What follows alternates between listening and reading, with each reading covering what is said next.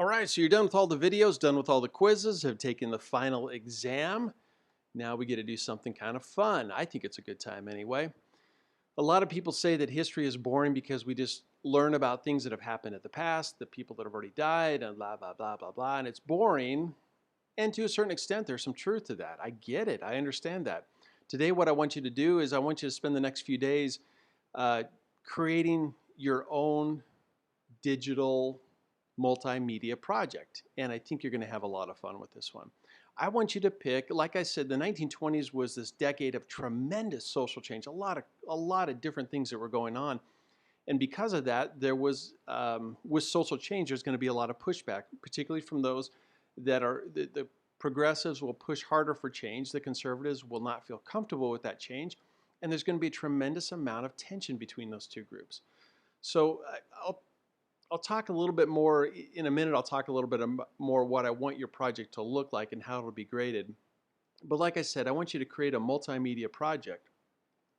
I want you to choose one social issue. Now, this is going to be something, usually something that people feel very strongly about, and that there's a certain level of change happening that makes some people happy, and on the other side, makes other people very upset. Now describe that conflict from both the conservative and the progressive view. Now again, this is a social change that's happening today, things that you are seeing today. And then I also want you to give your prediction. What is your prediction as to how that specific issue that you've chosen will be accepted or rejected by society 10 years from now? By the time that you're rounding out, you'll be in your mid-20s, approaching 30 years old. How is that issue going to play out in society, either accepted or rejected? Now I'm going to spend the next couple of minutes telling you a little bit more about what I want what the elements of that digital project to look like. Okay, now we get a chance to talk about some of the specifics that I'm going to look for in this digital 1920s digital story project. Keep these four things in mind as you plan and as you create your project.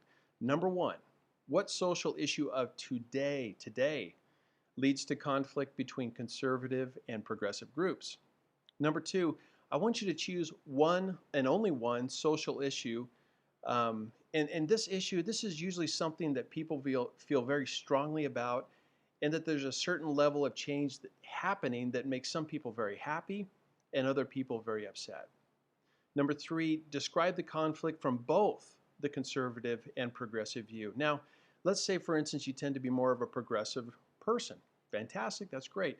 So go ahead and describe the conflict from your viewpoint, but I want you to also step in the shoes of somebody else for a moment from the conservative standpoint and describe the view from their point of view as well too. That's an important thing. You can hold your own beliefs. There's nothing wrong with that, but you should understand the view from somebody else's perspective as well too.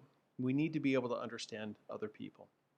And then lastly, number four, what is your prediction as to how this issue will be accepted or ultimately rejected by society 10 years from now? And listen, 10 years from now, that might seem like a long way out, but it's really not. You're going to be in your mid-20s, actually rounding the corner, getting close to 30 years old.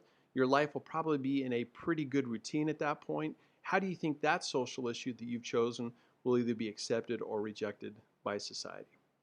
Now, we're going to be using the online software wevideo.com.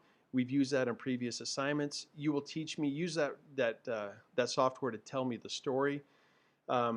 Again, I will help you with signing up if you have not signed up yet for that, but it's a very nice, straightforward, easy program to use. Now, some helpful advice. Again, create a script for your story. Yes, do this before trying to create your digital project. You're going to use a script and it'll help you plan out your project. It will also save you quite a bit of time when you actually put your project together. Also some helpful advice, you can choose the most appropriate music for your project.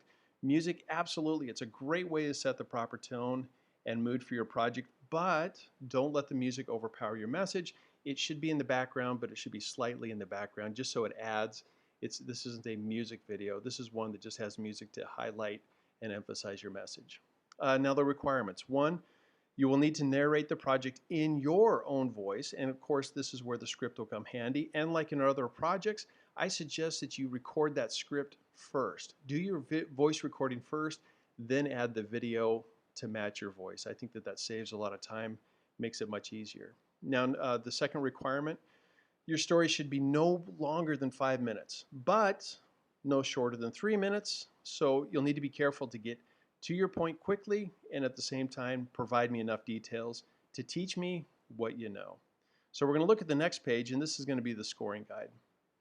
I'm going to look at, and I'm going to show you again what I'm looking for here. The absolute excellent project as far as content knowledge. 5 points for this: significant, relevant, and compelling details and facts supporting your position. Evidence of genuine new learning. Others will find your work useful and benefit from the presentation. Fantastic. I expect all of you to get 5s on those. If it's not quite up to par, then you can see the other options 4, 3, 2, and 1 that are there. You will be awarded points based on how well you do in your content knowledge. Your format structure: highly effective sequence, clearly correlates cause and effect, and it's a convincing, compelling ending. Don't just end your video. Have some sort of a wrap up. Have some sort of a summary that does a nice job of, kind of tidy job of wrapping up your video. The third one, voice and sound communication, significant, enriching contribution and relevancy, extending the topic's meaning, blah, blah, blah, blah. What I'm looking for mostly here is the quality of your volume, your diction, the way that you pronounce your words. Is it fluent? And does it have a nice flow to it?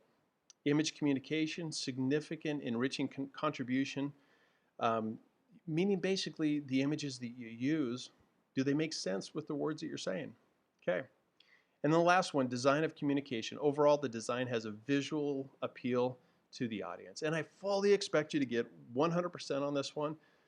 I will work with you as you're working on this. That's the great thing about blended learning. I have freed up all kinds of time to work individually one-on-one with students. So there we go. Get after it. Go have a bunch of good time while you're making this. When you get done with this, I'm going to have you publish it to your YouTube channel. If you've forgotten how to publish a video to your YouTube channel, go back to the folder, the very first folder, and it'll walk you through those steps. All right, go get it. Go have fun.